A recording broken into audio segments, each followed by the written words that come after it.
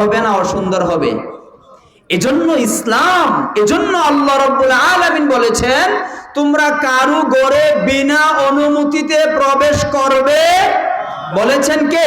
আল্লাহ। শুধু এটা বলেই শেষ করে দেন নাই, ঘরের সামনে গিয়ে দরজা ঠক ঠক করা যাবে না, ঘরের সামনে গিয়ে উকি ঝুঁকি দেওয়া যাবে না। ঘরের সামনে গিয়ে আমাকে আপনাকে কি করতে হবে? আল্লাহ রাব্বুল আলামিন দয়া করে মায়া করে আমাদেরকে মেসেজ দিলেন, ওয়া তুসাল্লিমু আলা আহলিহা। জোরে বলেন সুবহানাল্লাহ।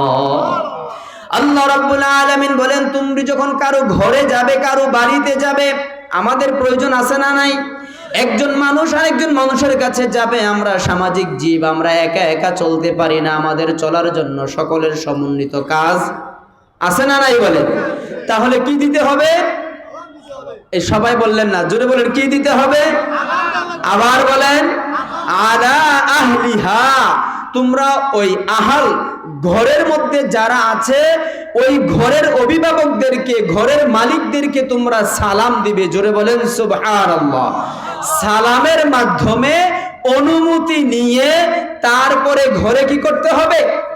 মুহাম্মদুর রাসূলুল্লাহ সাল্লাল্লাহু আলাইহি ওয়াসাল্লাম যখন আবু বকর রাদিয়াল্লাহু আনহু, ওমর রাদিয়াল্লাহু আনহুর ঘরে প্রবেশ করতেন, তিনি সালাম দিয়ে অনুমতি নিয়ে প্রবেশ করতেন। জোরে বলেন সুবহানাল্লাহ। মুআজ্জাজ হাজিরিন, আল্লাহর রাসূল যদি সালাম দিয়ে প্রবেশ করতে হয়, আমরা সালাম ছাড়া প্রবেশ করাটা কি মানায়? আমরা কি এটা মানানসই হয়? প্রশ্নই আসে না। যালিকুম খায়রুল লাকুম, এটাই তোমাদের জন্য সর্ব উত্তম এবং কল্যাণকর। জোরে বলেন সুবহানাল্লাহ। লাআল্লাকুম তাযাক্কারুন, যাতে করে তোমরা এই উপদেশ গ্রহণ করতে পারো। যদি এই উপদেশ আমরা গ্রহণ করি তাহলে আল্লাহ সুবহানাহু ওয়া তাআলার পক্ষ থেকে আমাদের উপর রহমত নাজিল করা হবে। জোরে বলেন সুবহানাল্লাহ। মুআজ্জাজ হাজিরিন, সমাজের মধ্যে এখন ছোটরা বড়দেরকে সালাম দেয় না, বড়রাও ছোটদেরকে সালাম দেয় না। সালাম এখন সমাজ থেকে উঠে গিয়েছে। বাজারের মধ্যে গেলে এখন ধাক্কা ধাক্কি খাওয়া যায়, ঠিক কিনা বলেন? ছোট বড়দেরকে, মহিলা পুরুষদেরকে, পুরুষ মহিলাদেরকে ধাক্কা ধাক্কি করে, কিন্তু কেউ কাউকে সালাম, নাউজুবিল্লাহ বলবেন না। তাহলে এক নাম্বার কথা হলো আমরা সবাই ঈমানদার। আমরা সবাই কি ঈমানদার হিসাবে এই মেসেজ সূরাতুন নূরের 27 নম্বর আয়াতে আল্লাহ তাআলা আমাদেরকে বলেছেন। বলেন কাদেরকে বলেছেন? এখন এই মেসেজ, এই বার্তা আমাদের আমল করা জরুরি না জরুরি না? কথা বলেন জরুরি কিনা বলেন? বলি ইনশাআল্লাহ। আসুন আমরা সামনের দিকে আগাই। সালাম এখন আমরা কিভাবে দিব? সমাজের মধ্যে কিছু সালাম চালু আছে। আসসালামু আলাইকুম, কথা বলেন আছে না নাই? আসসালামু আলাইকুমের অর্থ কি? আসসালামু আলাইকুমের অর্থ কি? কোনো অর্থ খুঁজে পাওয়া? মুআজ্জাজ হাজিরিন, সালাম কিভাবে দিবেন, কেমন করে দিতে হবে, এই ব্যাপারেও আল্লাহ রাব্বুল আলামিন সূরাতুন নিসার 86 নম্বর আয়াতে ইরশাদ করেন, وَإِذَا حُيِّيتُم بِتَحِيَّةٍ فَحَيُّوا بِأَحْسَنَ مِنْهَا أَوْ رُدُّوهَا إِنَّ اللَّهَ كَانَ عَلَى كُلِّ شَيْءٍ حَسِيبًا। জোরে বলেন সুবহানাল্লাহ।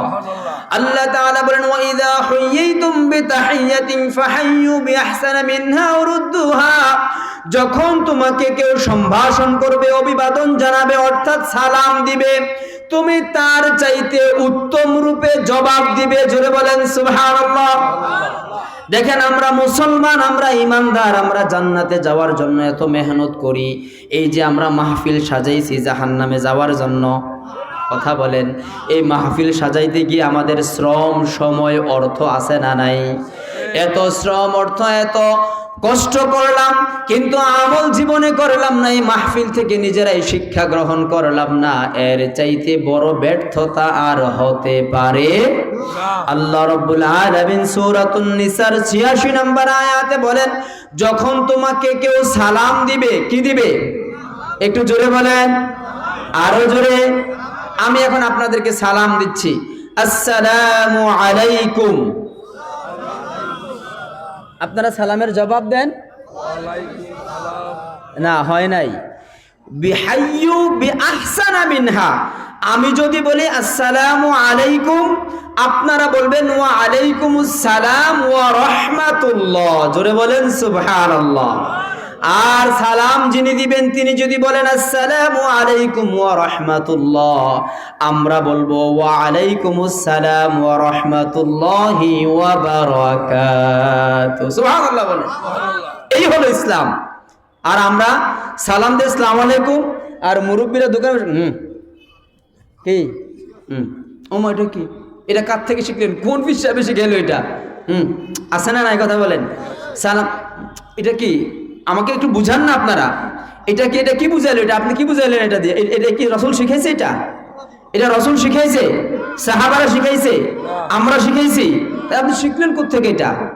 সুতরাং কোরআন হাদিসের বাহিরে যদি আপনার জীবনে কোনো স্বভাব থাকে, আপনি বুঝতে হবে আপনি আর সঠিক জায়গায় নাই, আপনাকে শয়তান গ্রাস করে ফেলেছে, জোরে বলেন নাউযুবিল্লাহ।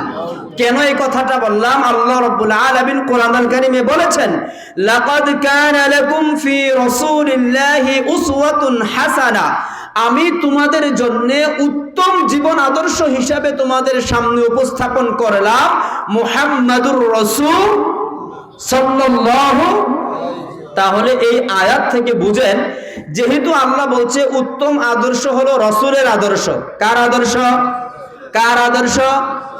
রাসূলের আদর্শ যেহেতু উত্তম হিসাবে আল্লাহ সার্টিফাই করেছেন, বোঝা যায় সমাজের মধ্যে আরেকটা আদর্শ আছে, সেটা হলো অনুত্তম আদর্শ। সেটা হলো কি আদর্শ? এই আদর্শটা হলো শয়তানের। এই আদর্শটা কার? যারা সালাম দিলে হু করে বুঝবেন সে আর রাসূলের আদর্শের মধ্যে, সে কার আদর্শে?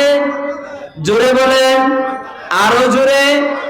এতে মানতে কোনো অসুবিধা আছে আমাদের? আল্লাহ কোরআনুল কারীমে বলছেন, যদি তোমাকে কেউ সালাম দেয় তুমি তার চাইতে উত্তম রূপে দিবে, অন্তত পক্ষে তিনি যতটুকু দিয়েছে ততটুকু দিবে। জোরে বলেন সুবহানাল্লাহ। ইন্নাল্লাহা কানা আলা কুল্লি শাইইন হাসিবা, আল্লাহ রাব্বুল আলামিন বলেন নিশ্চয়ই সমস্ত বিষয়ের হিসাব আমি আল্লাহ তাআলা গ্রহণকারী। জোরে বলেন সুবহানাল্লাহ। এখন আপনাকে আমি দিলাম আসসালামু আলাইকুম, আর আপনি বললেন এটা থেকে নেকি আছে, সওয়াব আছে, তাইলে আমরা এখন থেকে কি করব? ইনশাআল্লাহ বলি। আমরা যারা ভিতরে আছি তারাই আমল করি ইনশাআল্লাহ। শুধু একজন, কয়জন? একজন যদি আমার এই ক্ষুদ্র নগণ্য গোলামের কথা শুনে একজন তার সালামটা সংশোধন করে, আমার বিশ্বাস, আমি আশা করি এই একজনের আমলকে কেন্দ্র করে আমাকে আল্লাহ তাআলা মাফ করে দিবে ইনশাআল্লাহ। মুআজ্জাজ হাজিরিন, এই নেক পরামর্শের কি ফজিলত, এইগুলো যদি এখন বলতে যাই সারা রাত্র চলে যাবে। শুধু একটা হাদিস আপনাদের সামনে বলি। আল্লাহর নবী সাল্লাল্লাহু আলাইহি ওয়াসাল্লাম বলেন, কেউ যদি কাউকে উত্তম পরামর্শ দেয়, কি দেয়? শুধু পরামর্শ দিল, আমল করলো না, শুধু পরামর্শ দেওয়ার কারণে আল্লাহর রাস্তায় 2টি বকরি দান করলে যেই সওয়াব, তার আমল নামায় সেই সওয়াব লেখা হবে। সুবহানাল্লাহ। মুআজ্জাজ হাজিরিন, এই মজলিসে বসে আপনি কি পরিমাণ লাভবান হয়েছেন? আপনাদের সামনে 2টি আয়াত তরজমা করেছি। কয়টি আয়াত? কথা বলেন আরো জোরে, রাগ করতেছেন? আল্লাহ রাব্বুল আলামিন এই 2টি আয়াত আমরা আপনাদের সামনে আলোচনা করলাম। 1 নম্বরে হলো কারো ঘরে আমরা অনুমতি ছাড়া প্রবেশ করব। যারা চোর তারা কি পারবে নাকি? এই তো, এখানে তো ইমানদার হয়ে যাওয়ার কথা, কারণ আমি কারো ঘরে তো অনুমতি ছাড়া প্রবেশ করতে পারি, এই তো ইমানদার। আল্লাহ রাসূল সাল্লাল্লাহু আলাইহি ওয়াসাল্লাম একজন ব্যক্তি ইসলাম গ্রহণ করবে, শর্ত দিলে যে হুজুর আমি ইসলাম গ্রহণ করব, তবে মদ আর জেনা আমি ছাড়তে। কথাটা খেয়াল করেন। আল্লাহ রাসূল বলল, ঠিক আছে তোমার কথা মানলাম, তুমি ইসলাম গ্রহণ করো, মদ খাইও, জেনা কইরো, তবে আমারও একটা শর্ত আছে। বলে কি হুজুর? বলে আমার সামনে মিথ্যা বলতে পারো। সুবহানাল্লাহ বলবেন না? আরো জোরে সুবহানাল্লাহ বলবেন না? একজন, আপনি চিন্তা করেন সে কত ডেঞ্জারাস লোক হইলে, কত ভয়ঙ্কর লোক হলে পরে স্বয়ং রসুলের সামনে তিনি বলতেছেন আমি ইসলাম গ্রহণ করব, তবে মদ ছাড়তে। এটা কি আমাদের সমাজে বলা সম্ভব? কথা বলেন, আমাদের সমাজে এত ভয়ঙ্কর মানুষ আছে? তাকে আল্লাহ রসুল অভয় দিয়ে দিলেন, তুমি খাও, তুমি জেনা করো, তবে মিথ্যা। তিনি যখন মদের জন্য দৌড়ান, যায় আর ভাবে আমি যদি সন্ধ্যাবেলা রাসূলের দরবারে যাই আর রাসূল যদি আমাকে জিজ্ঞাসা করে আমি কিভাবে এই সত্য কথা। সুবহানাল্লাহ বলবেন না? বিবেক আছে না নাই মানুষের? সুবহানাল্লাহ। এই এক কথায় সে মদ এবং জেনা ছেড়ে দিয়ে প্রকৃত মুমিন হয়ে গেছে। জোরে বলেন সুবহানাল্লাহ। এই হলো মেসেজ গ্রহণ করা। তাহলে আল্লাহ তাআলা দুইটা আয়াতের মধ্যে আমাদেরকে বললেন আমরা কারো করে অনুমতি ছাড়া প্রবেশ করব। প্রবেশ করার আগে আমরা কি দিব? সালাম দিব। আর যখন কেউ সালাম দিবে সেই সালামের চাইতে উত্তম জবাব দিব ইনশাআল্লাহ। কয়টা আয়াতের আলোচনা করলাম? কথা কি আমার নিজের বলছি? এবারে একটু হাদিয়াটা শোনেন, লাভটা শোনেন। এই এতটুকু কথা শোনার পরে কি লাভ হয়েছে?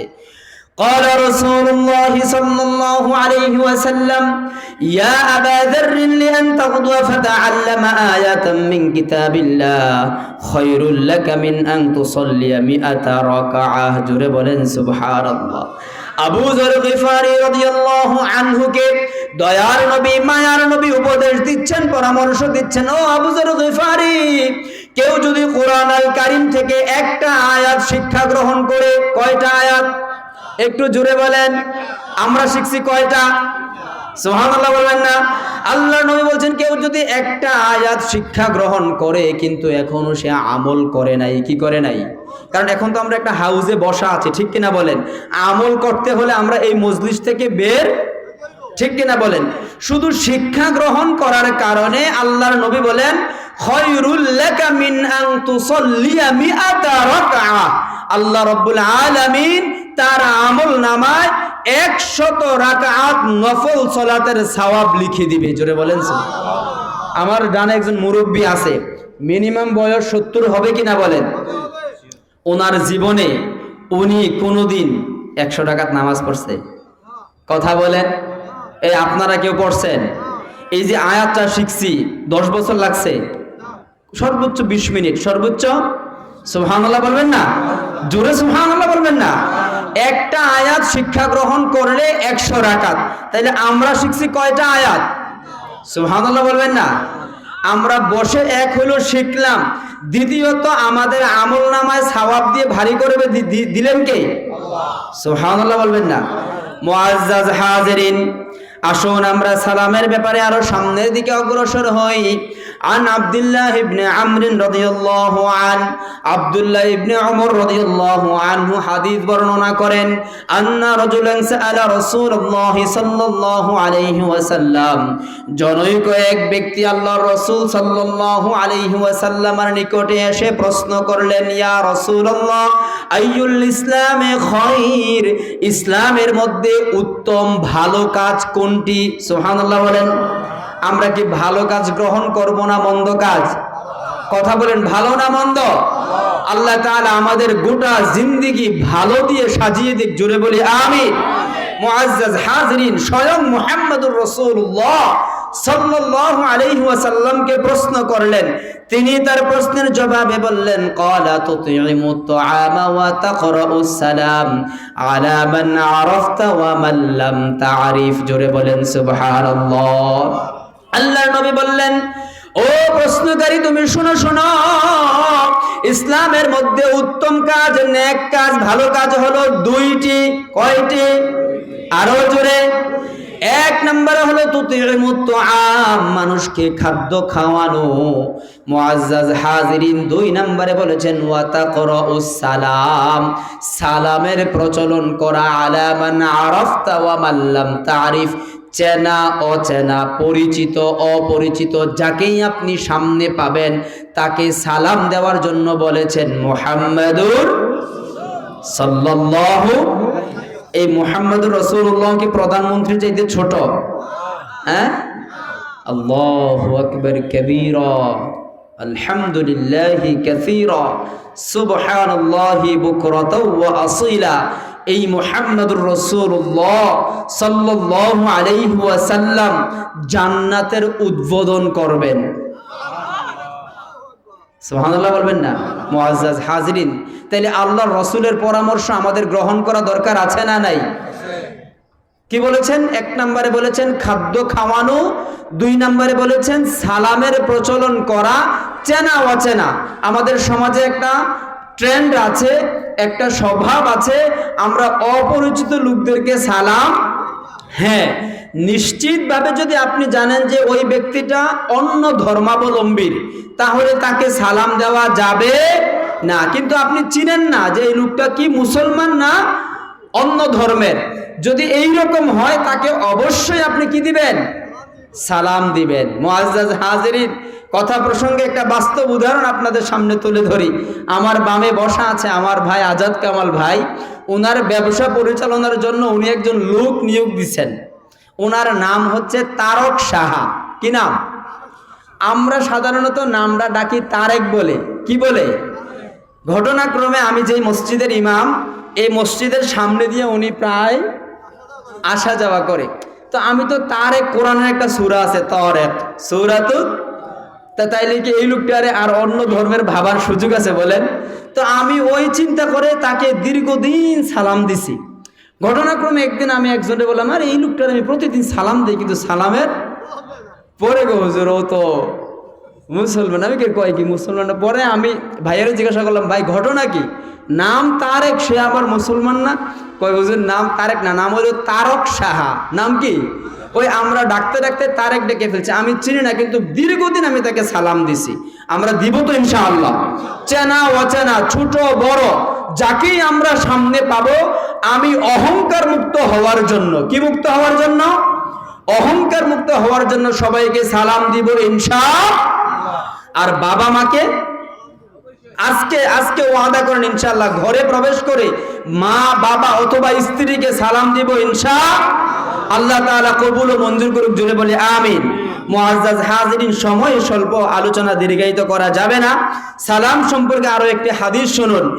আন নবী হুরায়রা রাদিয়াল্লাহু আনহু قال قال رسول الله صلى الله عليه وسلم لا تدخلوا الجنة حتى تؤمنوا ولا تؤمنوا حتى تحابوا أولا أدلكم على شيء إذا فعلتموه تحاببتم أفشوا السلام بينكم জোরে বলেন আল্লাহু আকবার। হাদিসের অর্থ শুনেন, খেয়াল করে শুনেন। আবু হুরায়রা রাদিয়াল্লাহু আনহু হাদিসের বর্ণনাকারী, তিনি বলেন রাসূল আরবি সাল্লাল্লাহু আলাইহি ওয়াসাল্লাম ইরশাদ করেছেন, লা তাদখুলুল জান্নাতা হাত্তা তুমিনু, কোন ব্যক্তি জান্নাতে প্রবেশ করতে পারবে না ঈমানদার ছাড়া। জোরে বলেন কি ছাড়া? কি ছাড়া? কি ছাড়া? তাইলে আলহামদুলিল্লাহ আমরা যারা এখানে বসেছি সবাই বলি আলহামদুলিল্লাহ। এবার ঈমান আছে না গেছে? আজকের দিনটা একটু শুধু যাচাই করবেন, আজকের দিনের শুধু আমল নামাটা একটু ঘাটবেন, ঘাটলেই বুঝবেন আপনার ঈমান আছে না গেছে। আল্লাহর নবী বলেন, ওয়ালা তুমিনু হাত্তা তাহাব্বু, একজন ব্যক্তি ততক্ষণ পর্যন্ত মুমিন হতে পারবে না যতক্ষণ পর্যন্ত তার প্রতিবেশীদেরকে ভালোবাসবে না। জোরে বলেন সুবহানাল্লাহ। তাহলে সমাজের মধ্যে চাচাতো ভাইয়ের সাথে ঝগড়া আছে না নাই?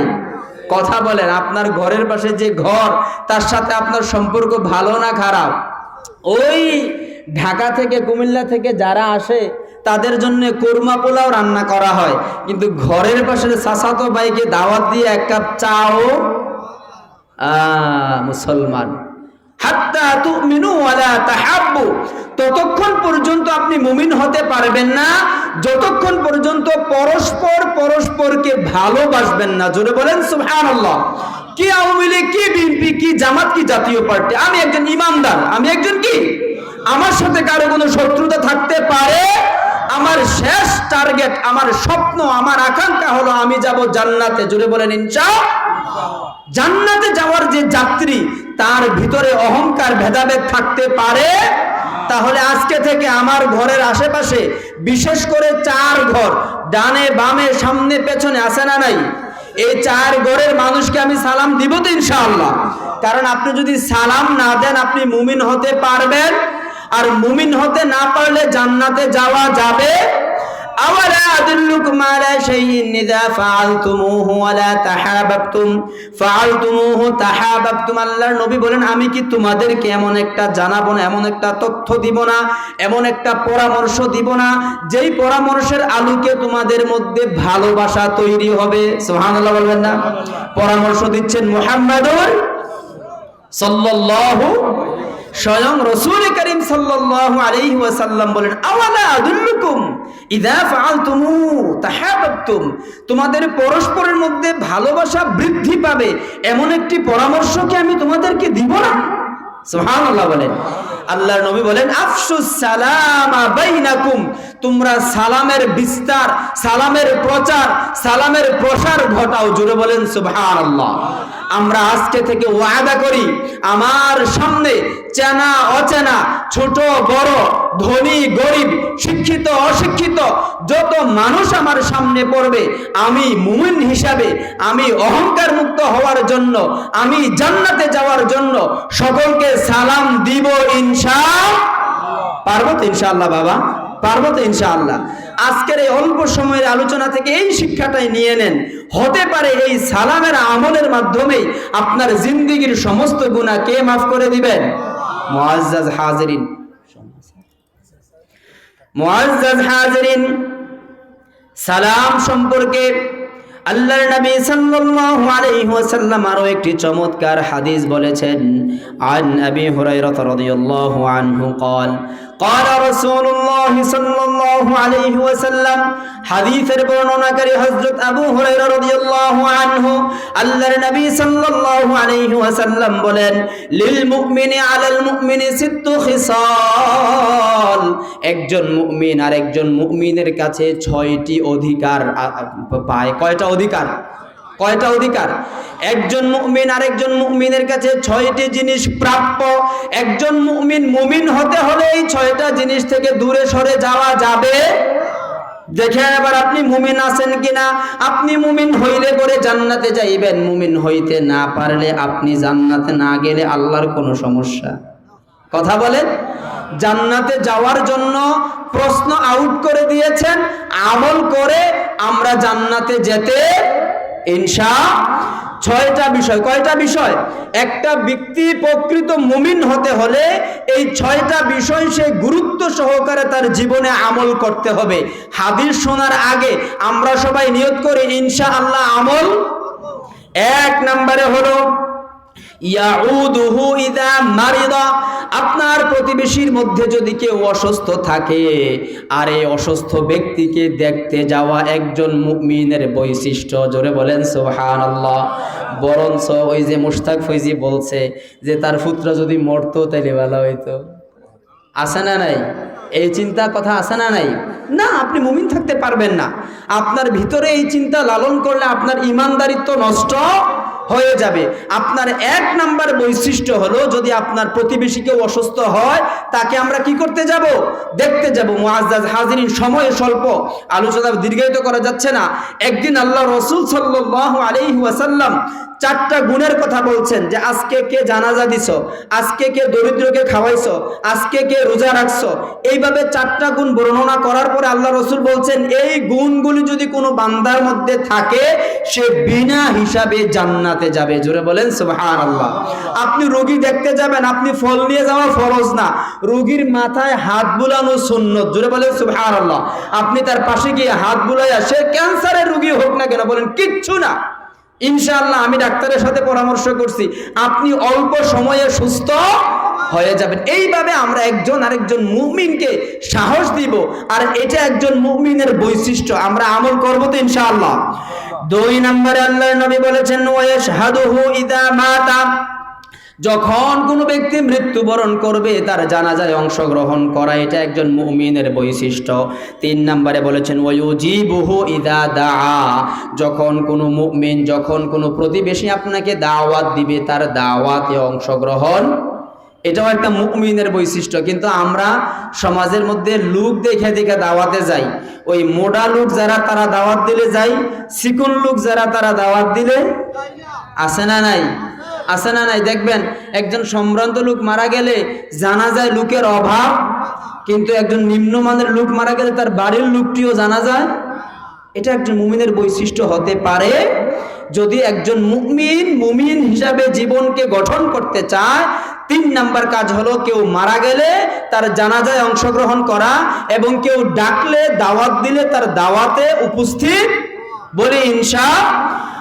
এরপর আল্লাহর নবী সাল্লাল্লাহু আলাইহি ওয়াসাল্লাম বলেছেন, ওয়ায়ুসাল্লিমু আলাইহি ইযা লাকিয়াহু। একজন মুমিনের 5 নাম্বার বৈশিষ্ট্য হলো একজন মুমিন যখন আরেকজন মুমিনের সাথে সাক্ষাৎ হবে, সাক্ষাৎ হওয়া মাত্রই যেন একজন আরেকজনকে সালাম দেয়। সুবহানাল্লাহ। তাহলে মুআজ্জাজ হাজিরিন, এই বৈশিষ্ট্যগুলো, এই গুণগুলো একজন জান্নাতে যাওয়ার যাত্রীর থাকা দরকার, আছে না নাই? আছে না নাই? আল্লাহ তাআলা আমাদের বাকি জিন্দেগিতে এই সালামের সর্বোচ্চ প্রচার প্রসারের মাধ্যমে, কে সালাম দিল আর না দিল এটা আমার দেখার বিষয় না। আমি জান্নাতে যাওয়ার জন্য, আমি অহংকার মুক্ত হওয়ার জন্য, আমি নিজেকে আল্লাহর কাছে প্রিয় বান্দা হিসাবে উপস্থাপন করার জন্য, নিজের ঈমান নিজের আমল ঠিক রাখার জন্য সবার আগে আমি সালাম দিব ইনশাআল্লাহ।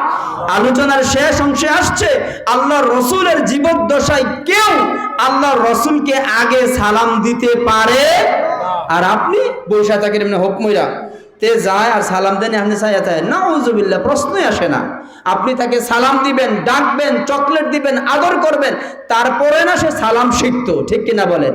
আপনি তাকে সালাম না শিখালে সে শিখবে কিভাবে?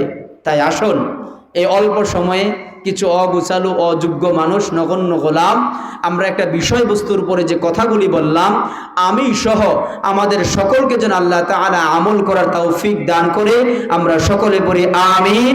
ওয়াসসালামু আলাইকুম ওয়া রাহমাতুল্লাহি ওয়া বারাকাতুহু।